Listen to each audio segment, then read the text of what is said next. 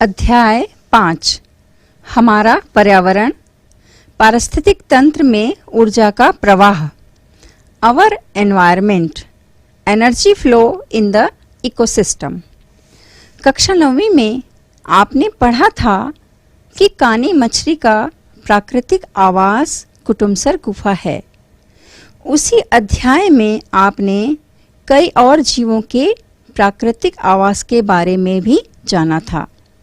किसी भी जीव के लिए आवास बहुत महत्वपूर्ण होता है।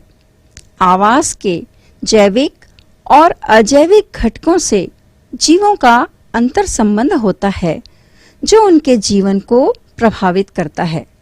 जीवों का विकास अध्याय में हमने पढ़ा कि अक्सर आवास में घटकों से अंतर संबंध के फलस्वरूप विविध जीवों का अनुकूलन विविध प्रकार से होता है। अनुकूलित जीवों की आबादी बढ़ती रहती है और इसका असर अन्य जीवों की आबादी पर पड़ता है। आइए विभिन्न जीवों, उनके आवास और अजैविक घटकों के बीच के अंतर संबंधों का अध्ययन करने के लिए एक गतिविधि करते हैं। 5.1 अंतर संबंधों का अध्ययन, स्टडी ऑफ इंटर रिलेशनशिप।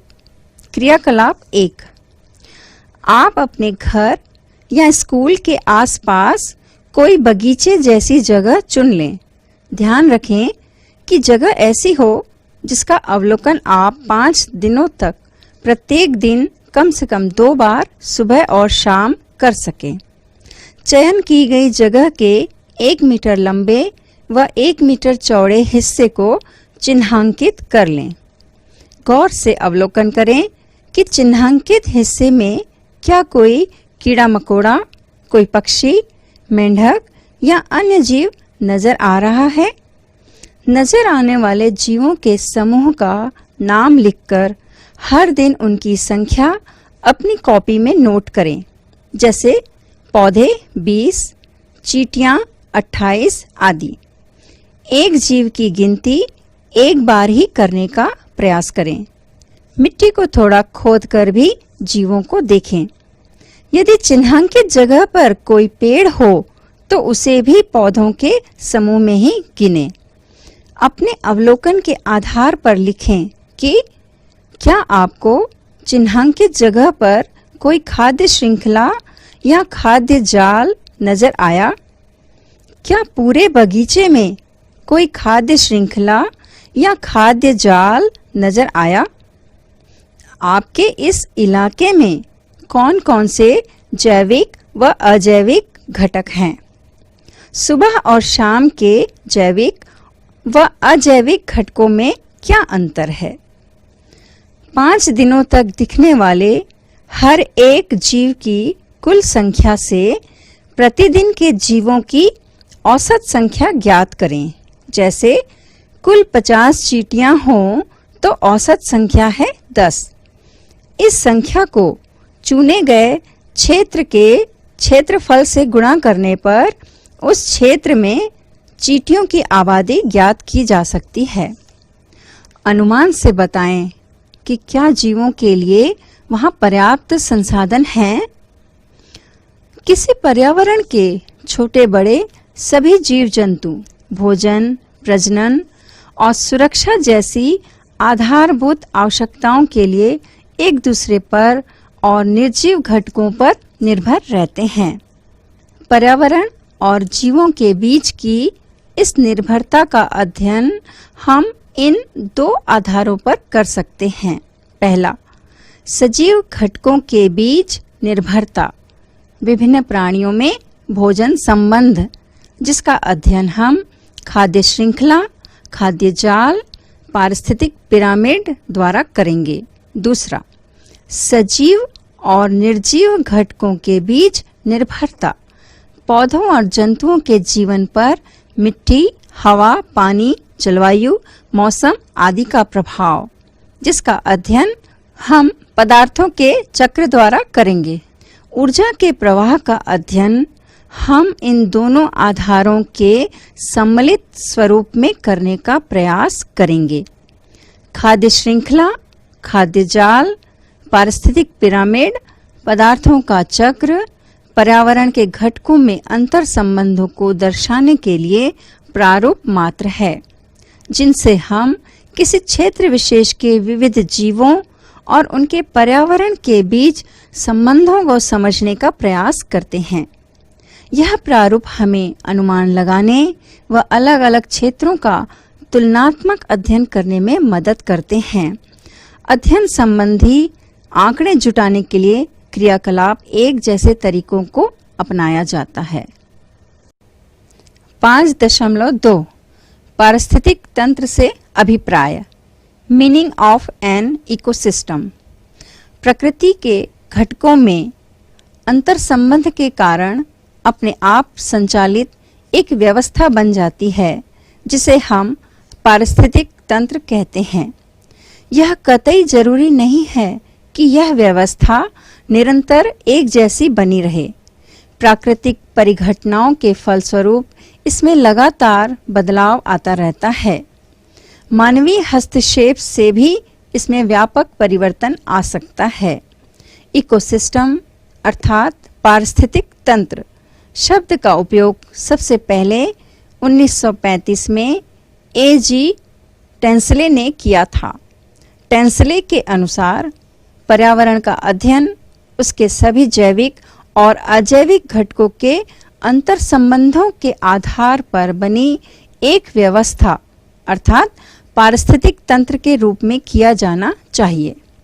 किसी क्षेत्र विशेष के जैविक समुदाय के साथ अजैविक घटकों के अंतर संबंध तथा उनमें होने वाले फेरबदल की विस्तृत अध्ययन को पारिस्थितिक तंत्र का अध्ययन कहा जाता है। किसी पारिस्थितिक तंत्र का अध्ययन हम किसी पेड़, बगीचे, खेत, तालाब, गुफा, जंगल आदि इलाके में कर सकते हैं। कुटुमसर गुफा में कानी मछली के आवास का अध्ययन जब गुफा के सभी जैविक व अजैविक घटकों के बीच के अंतर संबंध के आधार पर किया जाएगा तो यह एक पारिस्थितिक तंत्र का अध्ययन कहलाएगा। एक बड़ा पारिस्थितिक तंत्र समुद्र है तो एक छोटा तंत्र कोशिका है। कोशिका में कई सूक्ष्म जीव जैसे जीवाणु, विषाणु आदि रहते हैं, जिनका कोशिका के अंदर के वातावरण के कई अजैविक घटकों के साथ अंतर संबंध है।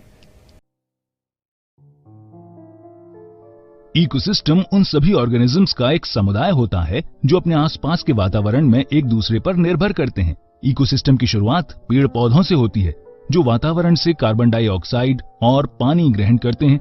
इसके बाद सूरज की एनर्जी का यूज करते हुए ये एनर्जी से भरे हुए मॉलिक्यूल्स का निर्माण करते हैं जिन्हें कार्बोहाइड्रेट्स कहते हैं। इसलिए एक इकोसिस्टम के अंदर इन्हें प्राइमरी प्रोड्यूसर्स या ऑटोट्रोफ्स के नाम से भी जाना जाता है। ये मॉलिक्यूल्स किसी भी इकोसिस्टम के सभी ऑर्गेनिजम्स को एनर्जी प्रदान करते हैं। बाकी सभी ऑर्गेनिजम्स जो फोटोसिंथेसिस नहीं कर सकते उन्हें हम कंज्यूमर्स या हेटेरोट्रोफ्स कहते हैं। इकोसिस्टम में बहुत से मॉलिक्यूल्स उनकी एनर्जी के साथ साथ साइकिल होते रहते हैं, क्योंकि कई ऑर्गेनिजम्स उन्हें एक जीव से दूसरे जीव को ट्रांसफर करते रहते हैं। एनर्जी ट्रांसफर का एक साधारण सा उदाहरण होगा जब कोई एक ऑर्गेनिज्म किसी दूसरे ऑर्गेनिज्म को खाता है। खाए जाने वाले ऑर्गेनिज्म के मॉलिक्यूल्स या एनर्जी या तो हीट के रूप में वेस्ट हो जाती है या कार्बन डाइऑक्साइड के रूप में बाहर छोड़ दी जाती है या फिर नाइट्रोजनस वेस्ट के रूप में मल द्वारा निकल जाती है और बचे हुए मॉलिक्यूल्स खाने वाले ऑर्गेनिज्म के बायोमास में शामिल हो जाते हैं। ऑर्गेनिज्म के मरने और उसके विघटन के बाद साइकिल पूरी होती है। ये प्रक्रिया सभी ऑर्गेनिजम्स के लिए आवश्यक है क्योंकि इसके बदले में वातावरण और प्रोड्यूसर्स को कई आवश्यक न्यूट्रिएंट्स मिलते हैं। इकोसिस्टम काफी डायनेमिक होते हैं क्योंकि ऑर्गेनिजम्स की संख्या हमेशा बढ़ती या घटती रहती है और क्लाइमेटिक कंडीशंस भी बदलती रहती हैं। कुछ इकोसिस्टम काफी स्टेबल होते हैं, लंबे समय के अंतराल में बहुत कम बदलते हैं। सामान्यतः जिस इकोसिस्टम में डाइवर्सिटी यानी विविधता जितनी ज्यादा होगी वो उतना ही अधिक स्टेबल होगा। ऐसे इकोसिस्टम्स नॉर्मली प्राकृतिक आपदाओं जैसे भूकंप, ज्वालामुखी विस्फोट या बड़े पैमाने पर आग लगने पर ही बदलते हैं। लेकिन ये ज्यादा चिंता वाली बात नहीं है क्योंकि समय बीतने के साथ ये इकोसिस्टम्स फिर से सामान्य स्थिति में आ जाते हैं। कोरल रीफ्स एक डाइवर्स इकोसिस्टम का बहुत अच्छा उदाहरण है। ये लगभग 50 करोड़ साल से अस्तित्व में है। कोरल्स वास्तव में कुछ सूक्ष्म एल्गी के साथ एक सिम्बायोटिक रिलेशन में रहते हैं। इस इकोसिस्टम में एल्गी प्रोड्यूसर्स होते हैं। व्हील शार्क से लेकर पिस्टल श्रिम्प तक, सी कुकुम्बर से लेकर फाइटोप्लैंक्टन तक, इस इकोसिस्टम में इतने सारे ऑर्गेनिजम्स होते हैं जितने कि एक क्लाउन फिश के डीएनए में बेसिस नहीं होते। क्या आप जानते हैं, पारिस्थितिक तंत्र की अवधारणा के पहले जीवों के बीच अंतर्निर्भरता की पहचान और पर्यावरण के साथ उनके संबंधों के वैज्ञानिक अध्ययन को पारिस्थितिकी इकोलॉजी कहा गया था। यूनानी भाषा में इको का अर्थ है घर और लोगोस का अर्थ है अध्ययन।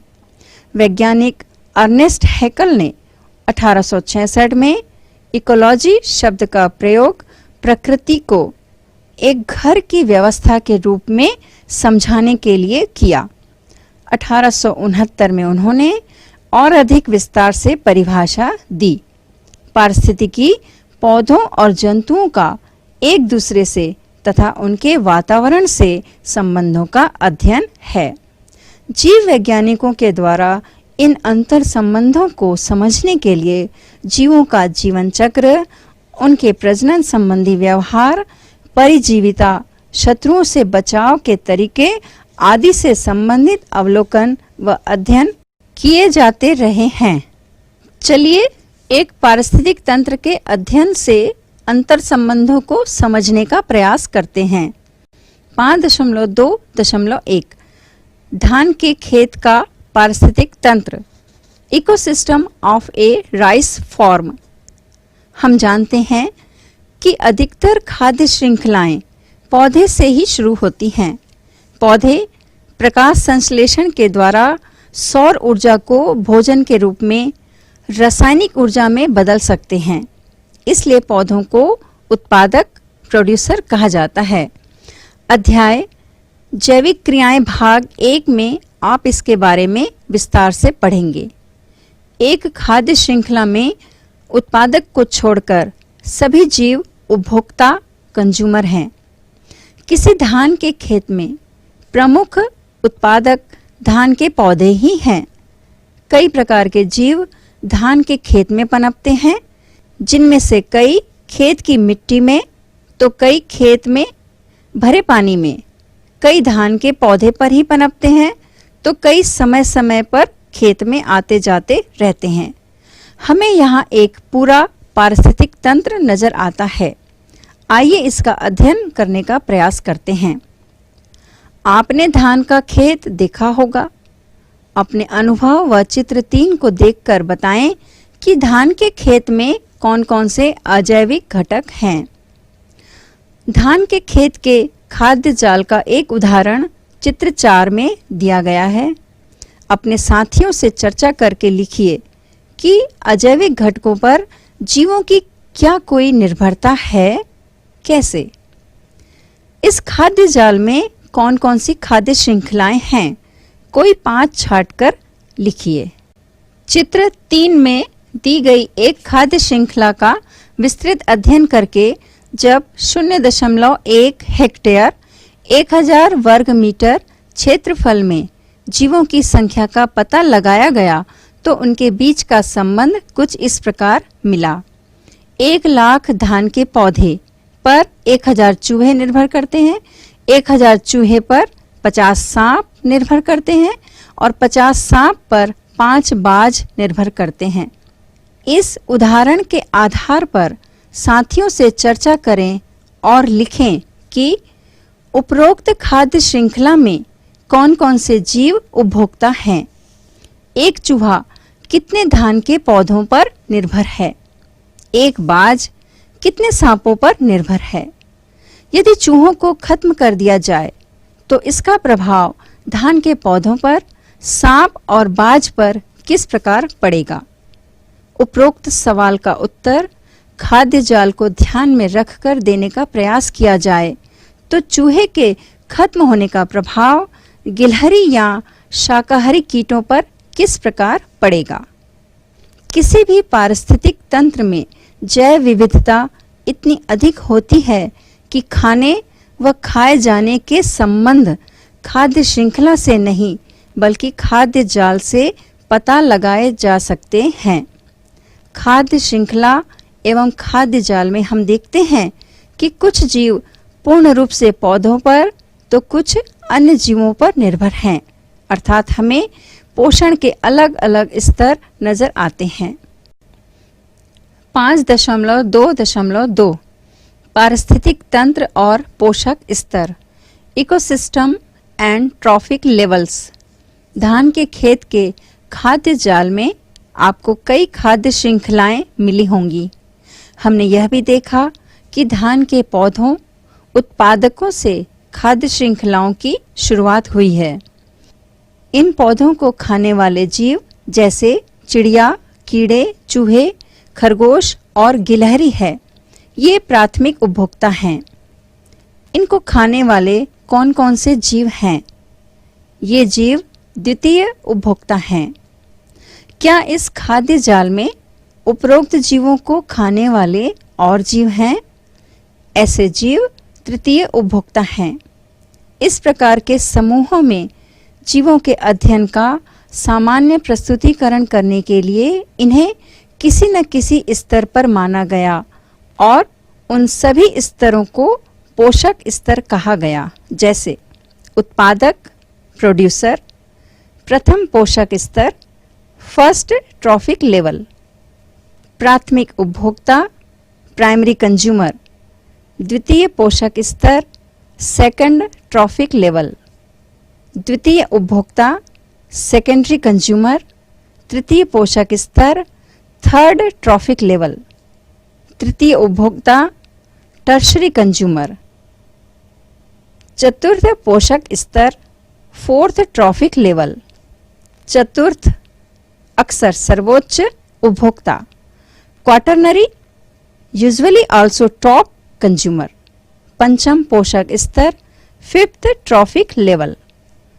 एक फूड चेन किसी भी हैबिटेट में उन जीवों के सीक्वेंस को दर्शाती है जो कि भोजन के स्रोत के रूप में एक दूसरे पर निर्भर करते हैं। हमारे जंगलों में एक फूड चेन के बेस पर घास होगी जो खरगोश द्वारा खाई जाती है, जो कि फिर लोमड़ी द्वारा खाए जाते हैं। ये एरोज चेन में होने वाले एनर्जी फ्लो को दर्शाते हैं और जंगल में ऐसे कई फूड चेन्स होते हैं। एक फूड वेब एक इकोसिस्टम में एक दूसरे से जुड़ी हुई फूड चेन्स को दर्शाता है और ये अधिक कॉम्प्लेक्स होता है। हर फूड चेन में ट्रोफिक लेवल्स होते हैं और एक पर्टिकुलर ट्रोफिक लेवल के सभी ऑर्गेनिजम्स प्रोड्यूसर्स या फूड चेन के बेस के समान एनर्जी की मात्रा लेते हैं। जैसे हमारे जंगलों में एनर्जी ट्रांसफर होती है घास से क्रिकेट और फिर मेंढकों तक, और घास से कैटरपिलर्स और फिर पंछियों तक। कैटरपिलर्स और क्रिकेट सेम ट्रोफिक लेवल पर हैं, जैसे कि मेंढक और पंछी भी सेम ट्रोफिक लेवल पर हैं। फूड चेन के बेस पर हमारे प्रोड्यूसर्स होते हैं। ये ऑटोट्रोफ्स हैं, यानी ये अपना भोजन स्वयं बनाते हैं, जैसे कि पौधे फोटोसिंथेसिस द्वारा अपना भोजन बनाते हैं। इसके बाद प्राइमरी कंज्यूमर्स आते हैं। ये फूड चेन के दूसरे ऑर्गेनिजम्स हैं जो दूसरे ट्रोफिक लेवल में आते हैं। ये प्रोड्यूसर्स को खाते हैं और लगभग सभी हर्बीवोर्स यानी शाकाहारी होते हैं। फिर सेकेंडरी कंज्यूमर्स आते हैं जो या तो कार्निवोर्स यानी मांसाहारी होते हैं, यानी वे केवल अन्य जानवरों को ही खाते हैं, या चूहों की तरह वे ओमनिवोर्स या सर्वाहारी हो सकते हैं जो विभिन्न प्रकार के पौधों और जानवरों दोनों को खाते हैं। ज्यादातर मनुष्य ओमनिवोर्स होते हैं। वे मांस खाते हैं लेकिन सब्जियां और अनाज भी खाते हैं। कुछ प्राणी इंसेक्टिवोर्स भी हो सकते हैं, जैसे लेडी बर्ड और मेंढक, जो केवल इंसेक्ट्स, वर्म्स और अन्य इनवर्टिब्रेट्स को ही खाते हैं। डिकम्पोजर्स मरे हुए पौधों, जानवरों और वेस्ट का विघटन करते हैं और न्यूट्रिएंट्स को वापस मिट्टी में मिला देते हैं। डिकम्पोजर्स एक इकोसिस्टम के लिए बहुत जरूरी होते हैं। अगर वे यहाँ नहीं होते तो पौधों को आवश्यक न्यूट्रिएंट्स नहीं मिल पाते और मरी हुई चीजों और कचरे का ढेर लग जाता। कई प्रकार के डिकम्पोजर्स सूक्ष्म होते हैं, यानी इन्हें देखने के लिए हमें माइक्रोस्कोप की जरूरत पड़ती है, जैसे कि बैक्टीरिया। कुछ डिकम्पोजर्स जैसे फंजाई या कवक हमारी आंखों से भी देखे जा सकते हैं। अक्सर किसी एक पोषक स्तर के जीवों के समुदाय में भोजन, पानी इत्यादि संसाधनों के लिए प्रतिस्पर्धा रहती है। एक पोषक स्तर के जीवों के समुदाय की उससे पहले वाले पोषक स्तर के जीवों के समुदाय पर भोजन संबंधी निर्भरता होती है। किसी पोषक स्तर के जीव समुदाय की अगले पोषक स्तर द्वारा संख्या पर नियंत्रण संबंधी निर्भरता होती है। पारिस्थितिक तंत्र में ऐसे जीव भी होते हैं जो अन्य जीवों के अपशिष्ट पदार्थों और मृत जीवों के शरीर से अपना भोजन प्राप्त करते हैं। ये अपमार्जक जैसे कौवा, तिलचट्टा आदि तथा अपघटक जैसे जीवाणु, कवक आदि होते हैं। इस समूह के जीवों को किस पोषक स्तर पर रखना चाहिए? किस पोषक स्तर पर मनुष्य जैसे सर्वाहारी जीवों जो पौधों और अन्य जीवों को खाते हैं को रखना चाहिए? हम चित्र में देख सकते हैं कि हर पोषक स्तर पर अपघटक क्रिया करते हैं और अपघटित पदार्थों को प्रथम पोषक स्तर के लिए उपलब्ध कराते हैं। पोषक स्तरों में जीवों के बीच निर्भरता, संसाधनों का वितरण, ऊर्जा का प्रवाह इत्यादि के मात्रात्मक अध्ययन के प्रस्तुतिकरण के लिए हम एक और प्रारूप पारिस्थितिक पिरामिड की मदद लेते हैं। इससे अलग अलग पारिस्थितिक तंत्रों का तुलनात्मक अध्ययन करना आसान हो जाता है। 5.3 पारिस्थितिक पिरामिड, इकोलॉजिकल पिरामिड। 5.3.1 जीव संख्या के पिरामिड, पिरामिड ऑफ नंबर्स। 1927 में चार्ल्स एल्टन ने अपनी पुस्तक एनिमल इकोलॉजी में पहली बार संख्या के पारिस्थितिक पिरामिड की बात की। उनका कहना था कि किसी भी क्षेत्र के पारिस्थितिक तंत्र में खाद्य श्रृंखला के अंत में वही प्राणी होते हैं जो साल भर में कम से कम बच्चे पैदा करते हैं। साथ ही ऐसे प्राणियों या इनके परिवारों के लिए यह क्षेत्र उनका आवास होता है। अतः ऐसे क्षेत्र में खाद्य श्रृंखला के खाने व खाए जाने वाले प्राणियों की संख्या को पिरामिड के रूप में दर्शाया जा सकता है। पिरामिड के चौड़े आधार में ऐसे प्राणी होंगे जिनकी संख्या सबसे ज़्यादा होगी तथा शीर्ष पर ऐसे जिनकी सबसे कम। ऐसे पिरामिड से जीवों की संख्या व भोजन की उपलब्धता को दर्शाया जा सकता है। एल्टन के विवरण में पिरामिड का चित्र नजर नहीं आता, किंतु पिरामिड का प्रयोग व्यापक रूप से होता रहा है। अधिकांश पिरामिड में आंकड़ों को अनुपातिक रूप से कभी भी दर्शाया नहीं जा सका। क्या आप जानते हैं, आपने मिस्र के पिरामिडों के बारे में सुना होगा। पिरामिड एक ज्यामितीय संरचना है। इसका आधार चौड़ा है और शीर्ष एक बिंदु। एक सामान्य पिरामिड में 4 त्रिभुजाकार पृष्ठ होते हैं और उसका आधार वर्गाकार होता है। धान के खेत की खाद्य श्रृंखला के जीवों को संख्या के पिरामिड में इस प्रकार दर्शाया जा सकता है। क्रियाकलाप 1 में ज्ञात किए गए जीवों की संख्याओं को पोषक स्तर के अनुसार पिरामिड बनाकर दर्शाइए। धान के खेत के पारिस्थितिक पिरामिड में पोषक स्तरों को चिन्हित करते हुए एक निश्चित समय पर यदि सभी जीवों की संख्या को दर्शाया जाता तो पिरामिड कुछ इस प्रकार दिखता। धान की कटाई के पश्चात इस पारिस्थितिक तंत्र के जीवों का क्या होगा? क्या तब भी हर स्तर पर इतने ही जीव बचेंगे? किसी भी पारिस्थितिक तंत्र की परिस्थितियां मानवीय हस्तक्षेप एवं प्राकृतिक परिघटनाओं से बदलती रहती है। धान की कटाई से कई जीव या तो मर जाते हैं या खेत के आसपास के क्षेत्र में चले जाते हैं। जीवों के संरक्षण के लिए जरूरी है कि पारिस्थितिक तंत्र की कुछ परिस्थितियों को बनाए रखने का प्रयास किया जाए। आपने आजकल सुना होगा कि खेत में एक से अधिक फसलों को उगाने की सलाह दी जाती है। हमारे देश में कई जगह धान के साथ दलहन फसलों को उगाया जाता है। खेत में पेड़ों को उगाने एवं उसके आसपास सिंचाई के पानी के स्रोत में मछली पालन करने की सलाह भी दी जाती है। इससे जैव विविधता को बनाए रखा जा सकता है और खेतों को प्रभावित करने वाले जीवों की संख्या प्राकृतिक रूप से नियंत्रित रहती है। इस प्रकार के प्रभाव को समझने के लिए संख्या के कुछ अन्य पारिस्थितिक पिरामिडों का अध्ययन करना होगा। पेड़ या जंगल के पारिस्थितिक पिरामिड में हम देख सकते हैं कि प्राथमिक पोषक स्तर पर कम जीव हों, तब भी अगले स्तरों पर कई जीव हैं। इस आधार पर धान के खेत के पारिस्थितिक पिरामिड और पेड़ के पिरामिड में एक अंतर लिखें। किसी जलीय पारिस्थितिक तंत्र का पिरामिड चित्र 8 में दर्शाया गया है। जलीय जीवों की आबादी में इस प्रकार का संबंध धान के खेत में कब दिखता होगा? धान के खेत और जलीय पारिस्थितिक तंत्र की पिरामिडों में कोई एक अंतर और एक समानता लिखिए। यदि पिरामिड का आधार चौड़ा चित्र 8 है तो इसका अर्थ क्या है? उपरोक्त उदाहरणों में से किसी एक के अनुसार खाद्य जाल बनाइए। उपरोक्त उदाहरणों में कितने पोषक स्तर हैं? प्रथम पोषक स्तर के जीवों की कितनी संख्या पर द्वितीय पोषक स्तर का एक जीव निर्भर है? हर पिरामिड के लिए अलग अलग निकालें।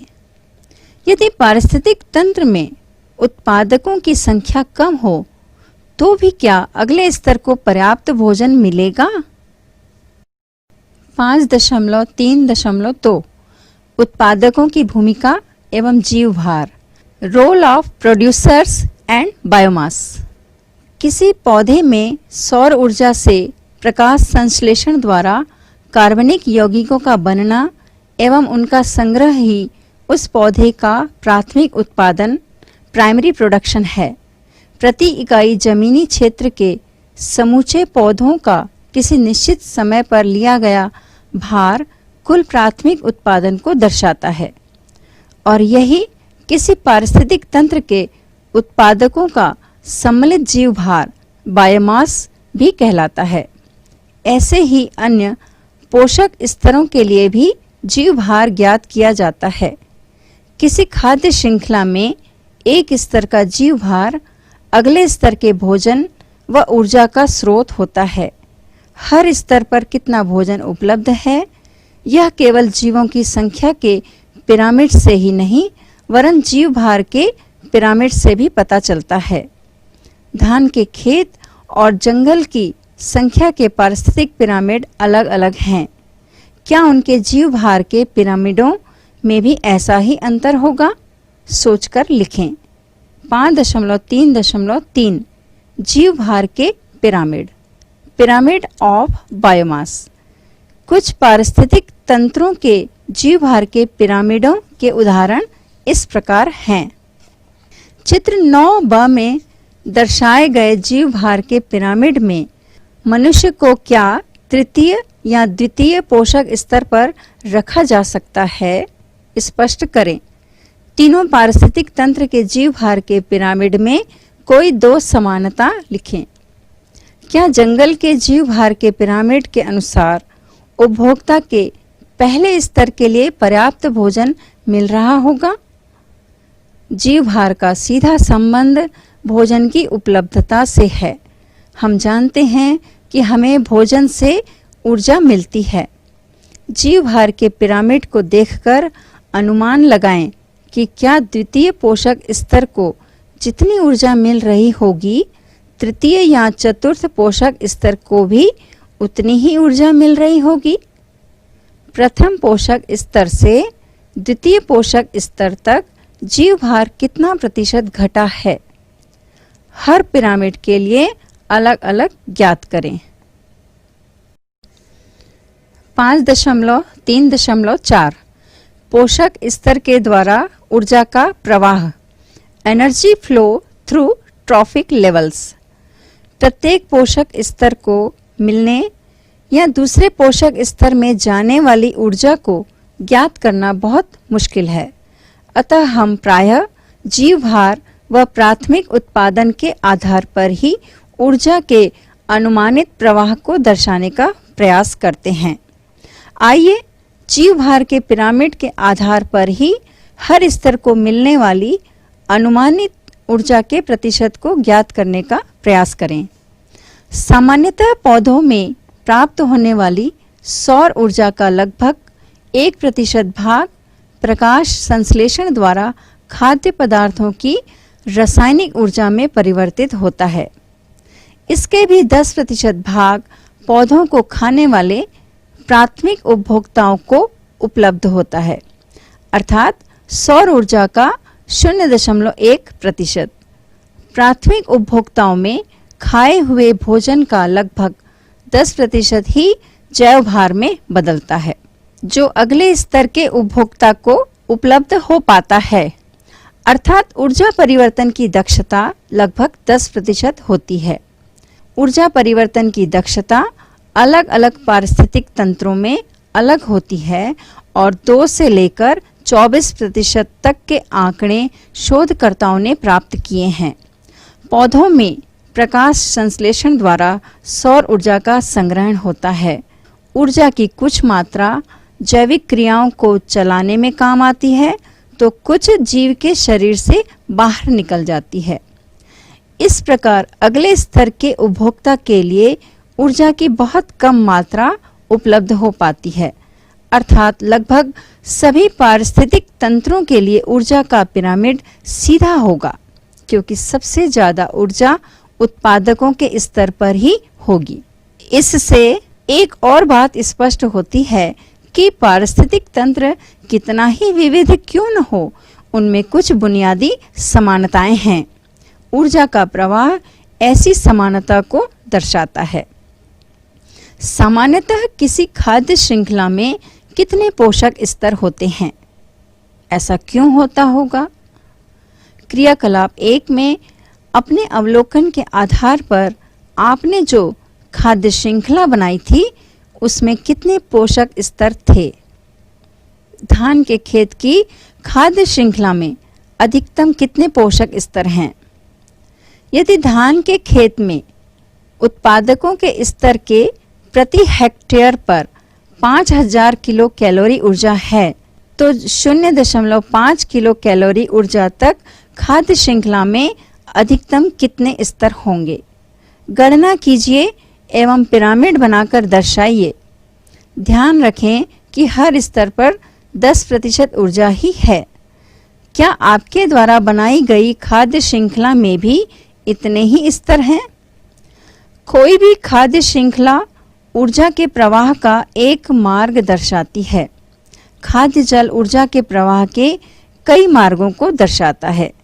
खाद्य श्रृंखला एवं ऊर्जा के पिरामिड से स्पष्ट होता है कि ऊर्जा का प्रवाह एक ही दिशा में होता है।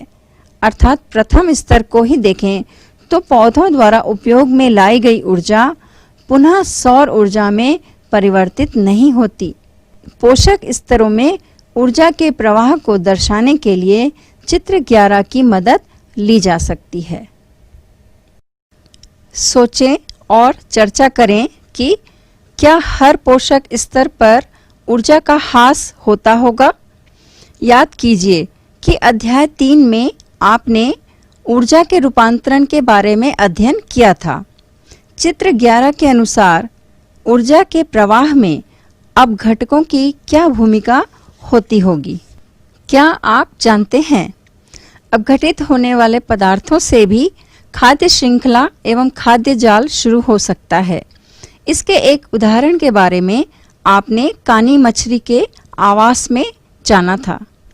यहाँ एक खाद्य जाल का उदाहरण दिया गया है। समुद्र के तल पर जहाँ सूर्य की रोशनी नहीं पहुँच पाती, वहाँ जीवाणुओं से शुरू होने वाला एक खाद्य जाल ऐसा भी है जहाँ ऊर्जा का स्रोत सूर्य नहीं बल्कि समुद्र के तल का रासायनिक पदार्थ युक्त अत्यधिक गर्म पानी है। यह गर्म पानी समुद्र के तल के ज्वालामुखियों के निकास से होकर निकलते रहता है, जिससे पानी का तापमान लगभग 400 डिग्री सेल्सियस तक पहुंच जाता है। हमने देखा कि प्रत्येक पोषक स्तर से श्वसन, तथा विभिन्न जैविक क्रियाओं के द्वारा ऊष्मा के रूप में ऊर्जा बाहर निकल जाती है। साथ ही अपशिष्ट पदार्थों के रूप में जीवों के शरीर से जो पदार्थ निकल जाते हैं उनमें भी ऊर्जा होती है, पर वह उस जीव के काम नहीं आती। इन पदार्थों का पर्यावरण में अन्य जीवों के भोजन या अन्य किसी रूप में चक्रीकरण होता रहता है। पर्यावरण के अजैविक घटकों एवं जीवों के अपशिष्ट पदार्थ एवं अवशेष में पाए जाने वाले पोषक तत्वों के चक्रीकरण का पोषक चक्रों के रूप में अध्ययन किया जाता है। 5.4 पोषक चक्र पदार्थों का प्रवाह, nutrient cycle flow of substances. आपको मालूम ही है कि हमारी पृथ्वी पर 100 से अधिक तत्व पाए जाते हैं। ये तत्व पर्यावरण में ठोस, द्रव या गैस अवस्था में पाए जाते हैं। इनमें से कुछ तत्व जीवधारियों के शरीर निर्माण में काम आते हैं। किसी जीव के शरीर में इन्हीं तत्वों की रासायनिक क्रियाओं द्वारा विभिन्न प्रकार के पदार्थ जैसे कार्बोहाइड्रेट, प्रोटीन, वसा आदि का निर्माण होता है। इनका चक्रीकरण कार्बन चक्र, नाइट्रोजन चक्र आदि के रूप में होता है। सोचें और नोट करें, पृथ्वी पर कार्बन डाइऑक्साइड गैस कहाँ-कहाँ पाई जाती है? कार्बन डाइऑक्साइड गैस किन क्रियाओं से निकलती है? पौधों में कार्बनिक खाद्य पदार्थ किस प्रक्रिया के फलस्वरूप बनता है? पौधों से जंतुओं के शरीर में यह खाद्य पदार्थ कैसे पहुंचते हैं? चित्र देखकर बताएं कि वायुमंडल में कार्बन डाइऑक्साइड किन-किन स्रोतों से पहुंचता है।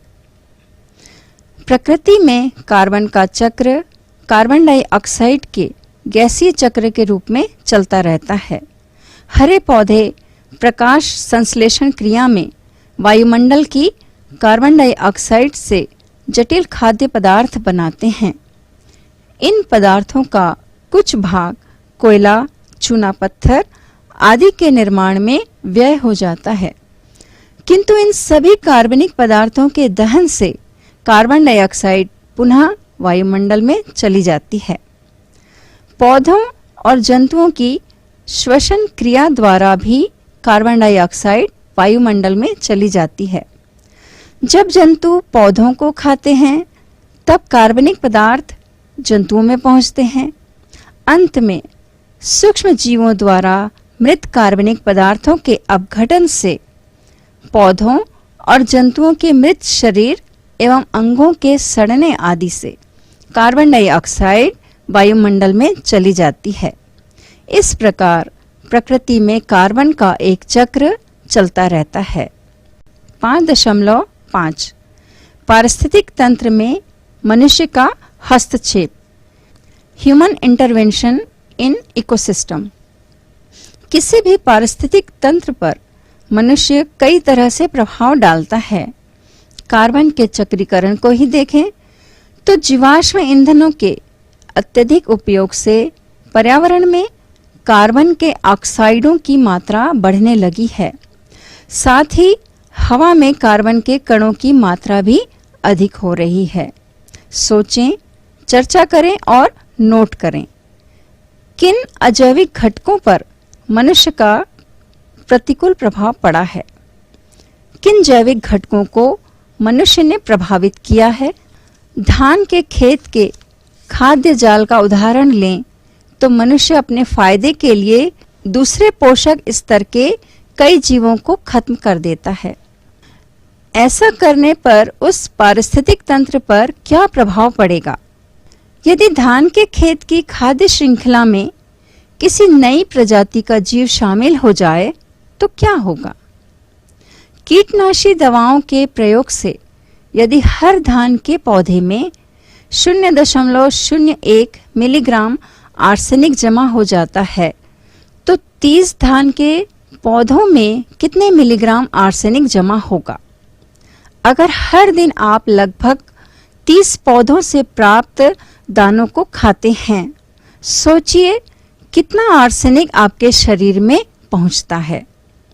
हम जानते हैं कि नुकसान पहुंचाने वाले कीटों और सूक्ष्म जीवों से बचाने के लिए धान की तरह अन्य फसलों में भी विभिन्न कीटनाशी, कवकनाशी, शाकनाशी आदि दवाओं का उपयोग किया जाता है। इनमें से कुछ रसायनों का जल्दी अपघटन हो जाता है, किंतु कुछ लंबे समय तक मिट्टी में पड़े रह जाते हैं, जो हानि पहुंचाने वाले जीवों को समाप्त करने के साथ साथ मित्र जीवों और फसलों को भी नुकसान पहुंचाते हैं। कभी-कभी ये फसलों द्वारा अवशोषित होकर उन फसलों को खाने वाले मनुष्यों और पशुओं के शरीर में पहुंच जाते हैं और अनेक रोग भी उत्पन्न करते हैं। ऐसे कुछ रसायन जब लंबे समय तक मिट्टी में पड़े रह जाते हैं, तब मिट्टी के भौतिक एवं रासायनिक गुणों में परिवर्तन आ सकता है और फसल उत्पादन कम हो सकता है। ऐसी मिट्टी को फिर से उपजाऊ बनाना बहुत कठिन होता है।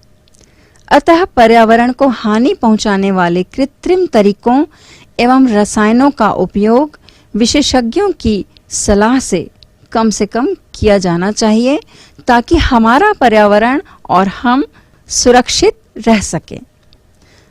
अपने घर या शाला के आसपास मनुष्य के हस्तक्षेप के कारण पर्यावरण को हो रहे नुकसान के अन्य उदाहरण के बारे में लिखें। पर्यावरण को हानि से बचाने में आपकी अपनी भूमिका क्या है, लिखें। क्या आप जानते हैं, जलकुंभी तेजी से बढ़ने वाला एक जलीय पौधा है। सामान्यतः आप इसे अपने आसपास के तालाबों और नदियों की ऊपरी सतह पर फैला हुआ देख सकते हैं। यह विदेश से लाया गया पौधा है, जो जलीय पारिस्थितिक तंत्र के कई जीवों की आबादी पर विपरीत प्रभाव डालता है।